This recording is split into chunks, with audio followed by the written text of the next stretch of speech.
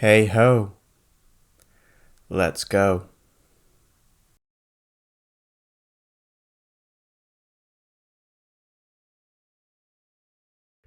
So, I should probably be upfront with how I came to this book. I won't slowly draw it out and try and hit you with a gut punch towards the conclusion of this video. That would require good writing and good acting.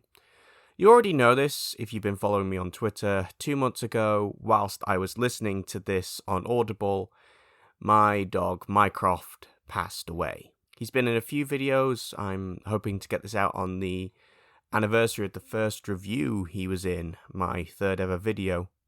I knew it was coming for a while, and I like to think I handled it pretty well. Just as I insist on my dog staying alive forever. You hear me, you fluffy shit? I don't care how much medicine I have to shove into your mouth! So, I had two options. I could either hire a Hartnell impressionist to comfort me. Don't cry, my boy. Mycroft has gone to live in a farm. And one day, he shall come back. Yes, he shall come back. Until then, there must be no tears. There must be no tears. Yes, quite right. Oh, yes, oh! Or I could finish this book. If you've read this book, you'll know that the worst thing that happens in it is not a pet dying. That's not the reason Stephen King wrote it. That's not the reason he dreaded publishing it for years. This year I've seen friends of mine lose family members, and when people have recommended this book to me, they've talked about their own grief. They've talked about people they've lost. So while I'm going to be bringing up Mycroft a lot, I'm not going to be too maudlin about it, I promise. I'll even cheer you up a little bit. Jess isn't lonely. We got a new cat not too long afterwards. Her name's Cleo. She will be making future appearances on this channel. It's in her contract. In brief, Lewis Creed, a doctor, moves into Ludlow with his family, his wife Rachel, his two children Ellie and Gage, and their cat Church. He becomes good friends with his neighbour, Judd Crandall, who kindly informs him of the pet Sematary.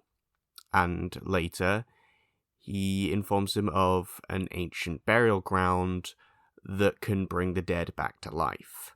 Oh, you're burying there comes back from the dead. To say that Pet Sematary is about grief, I mean, it's all right in there in the text. There's a lot of ground in this that you would expect to be covered. Pets as memento mori. Don't fear the Reaper. The book is pretty much what I've come to expect from what people have told me about King's work. It's certainly a long book, but because of the character work, I never had much of a reason to complain. For most of this book, we're stuck with Lewis's point of view. There are a few short chapters that probably could have been cut, but they help build the picture of his life, or at least reinforce it between each spooky encounter. When Church dies and is brought back to life, it hits Lewis right at home. This is the world he keeps compartmentalized from the death he sees as a doctor. He needs this to be free from death. It's why Church becomes this unpleasant, shameful reminder of the secret Lewis is keeping from his family. The cat's a very different kind of reminder of death now, to say nothing of when his son Gage dies. Fuck. Sometimes grief isn't even about how much value you place on a life. It's when you lose something that's been part of your daily life, part of your routine. It messes with your equilibrium. It feels like your world's been knocked out of place. My grandma passed away in 2019, and we were all devastated. When Mycroft died, it hit in different ways because Grandma didn't live with us. Mycroft was a part of our routine. He was a part of our daily life for well over a decade. My mum told me that every time she wakes up, she expects him to be there where his bed used to be, or just sat on the carpet, or even sat on the bed. I used to feed him sometimes. I would often walk him. There's no better way to sum up grief than missing picking up dog shit. There are so many zombified little behaviors after the funeral, trapped in a house full of reminders of his son. Ellie vows to play with his toys. Lewis eventually starts eating his cereal despite how awful it tastes. Wanting the pain to end, but also not wanting to lose the memory. Not wanting Gage to drop off the Hot 100. Not wanting him to become a thing that happened. 1984.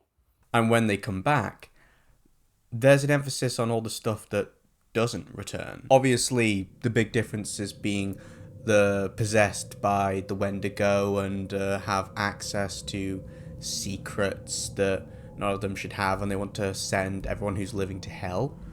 That's a bit of a biggie. But even with something more insidious, like when Church was brought back, only Lewis knows. I mean, they can tell Church is different, but everything is off now. The look in Church's eyes is different. The feel of its fur, it's now this slick, repugnant thing that Lewis never wants to touch again. Church had never looked like this, had never swayed like a snake trying to hypnotize its prey. For the first time and last time, he played with the idea that this was a different cat, one that just looked like Ellie's. A cat that had just wandered into his garage while he was putting up those shelves. Church stared at him a moment longer. God, his eyes were different. Somehow they were different. And then leapt down from the toilet seat. He landed with none of the uncanny grace cats usually display. He staggered awkwardly, haunches thudding against the tub. The movement was what really got me. I've seen loads of pictures of Mycroft since he died, but it wasn't until I was making this video that I watched footage of him, and it is a completely different experience. All the little movements, the way he sniffs, the way he yawns. Talking about Gage's death in particular, the way that plays out is unusual. I have a lot of respect for it. The fact that it feels like the complete opposite of shock value in execution. I feel like the obvious way King could have killed Gage off would have been Church kills him. Lewis's mistake, bring the cat back, gets his child killed. Obviously, that would never have happened. The reason this book exists in the first place is because what happened to Gage almost happened to Stephen King's son. Stephen King tells you it's going to happen, and then the next chapter, it cuts till after it's happened, and we get the details filled in as we go along. This book isn't really about sudden deaths. Like, the closest we have that is maybe Church, and even then, it was always suggested as a possibility. It goes out of its way to have it not be a shocking moment.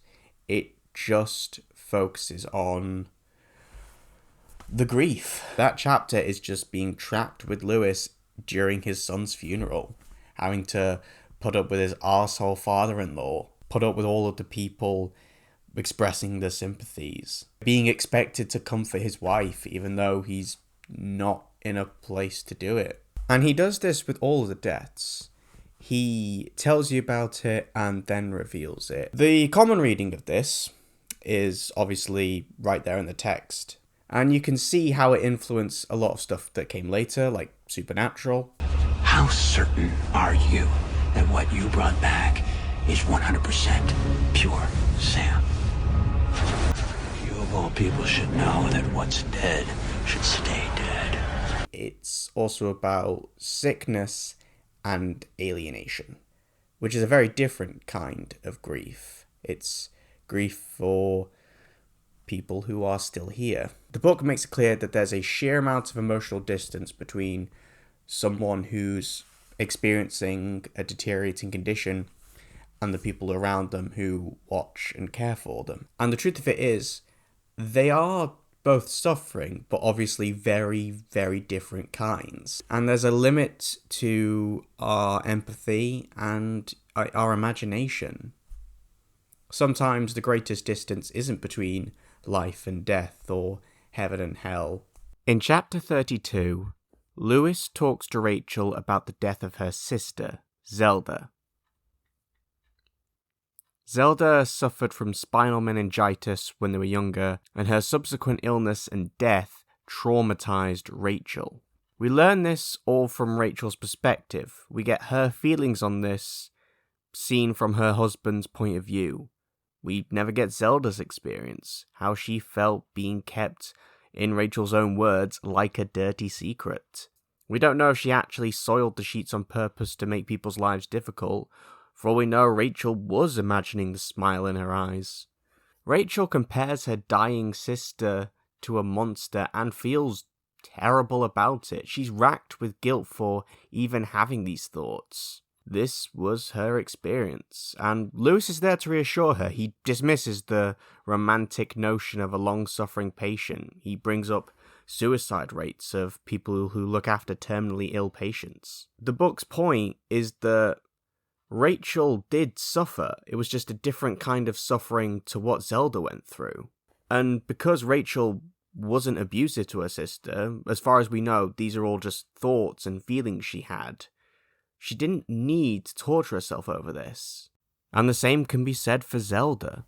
She was just a kid going through something barely anyone could truly understand. Zelda wasn't a bad person. Rachel wasn't a bad person. They were just human beings, and humans have their limits. I was lucky with my grandma. My last memory of her was just visiting her in hospital, and some people say she was different towards the end, but I call bollocks. She remained grandma right up until the end. My last memory of her is just leaving the hospital, looking over my shoulder, and her hand came around one of those curtains in the hospital, and she waved goodbye. Obviously, there's a far less sympathetic version of what I'm talking about. Lewis Creed at the start makes kind of a bad impression. He's kind of an arsehole because he has been on a long journey. He's moving house, he's been driving, he's kind of irritated with his kids with their scraped knees and their bee stings. And then towards the end, where you have seen Lewis lose his mind, and you actually see it from another character's perspective, which I thought was quite interesting. Lewis's hair is white. He is jabbering nonsense, and he's dragging his wife's corpse to an ancient burial ground, and his friend is watching this, and they are miles apart, observing and experiencing. They are different kinds of damage. It walks the line really well because Lewis is put in the same position as Zelda. He's the sufferer now. He's the monster. There's a bit at the funeral where a friend is, expressing their sympathy. She's bawling her eyes out, and Lewis thinks about talking about Gage's death, saying something that's going to upset her. It's especially pressing if we take Gage's death as its own kind of terminal illness for Lewis and its own kind of deterioration, which I think I pretty much do. Lewis is trapped in a cycle by the end of it. He's realised that madness has made him bring his child back to life, and it's madness at least partially affected by the cemetery. And then he sees his wife dead, and the madness kicks in again. It doesn't end with him deciding that death is better. He ends up recreating his worst mistake. A mistake that a ghost tried to warn him about at the start. Just as it doesn't have a definitive answer to when do you tell children about death? How do you explain that to them? I mean, Ellie is exposed to traumas, but the narrative leads her behind towards the climax. This book, I don't think, offers answers to grief or to alienation. And to be honest, no part of me really wants to argue that that's unfair. But you know what would be unfair? Not letting you see Cleo.